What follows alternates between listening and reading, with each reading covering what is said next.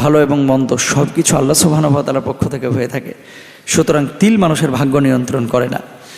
তিল ঠোঁটের নিচে থাকলেই হবে, পায়ের পাতায় থাকলে বিদেশ যাবে, এগুলো সম্পূর্ণরূপে কুসংস্কার, এগুলো বিশ্বাস করা যাবে না। আল্লাহ সুবহানাহু ওয়া তাআলা এগুলো বিশ্বাস করতে নিষেধ করেছেন, রাসূল সাল্লাল্লাহু আলাইহি ওয়াসাল্লাম বিশ্বাস করতে নিষেধ করেছেন। আরেকটা বিষয় বলে রাখি, তিল এটা কোষগত একটা সমস্যার কারণে হয়ে থাকে। এটা শরীরের জন্য মারাত্মক হুমকি ডেকে আনতে পারে বা ক্ষতি ডেকে আনতে পারে, বিষয়টা এরকমও না। সুতরাং আমরা এই ধরনের কুসংস্কার থেকে নিজেদেরকে বিরত রাখবো, মানুষকে বিরত রাখার চেষ্টা করব। তবে হ্যাঁ, কিছু কিছু ক্ষেত্রে তিল থাকলে আবার খুব সুন্দর দেখা যায়, এটাও সত্য। যদিও তিল কখনো লালচে কখনো কালো রঙের হয়ে থাকে, তবে কোনো কোনো জায়গায় থাকলে মানুষের সৌন্দর্যটাকে আরও বাড়িয়ে দেন, আলহামদুলিল্লাহ। সেটাও আল্লাহর ইশারা দিয়ে হয়ে থাকে। আল্লাহ তাআলা আমাদেরকে বোঝার তৌফিক দান করুন, আমিন।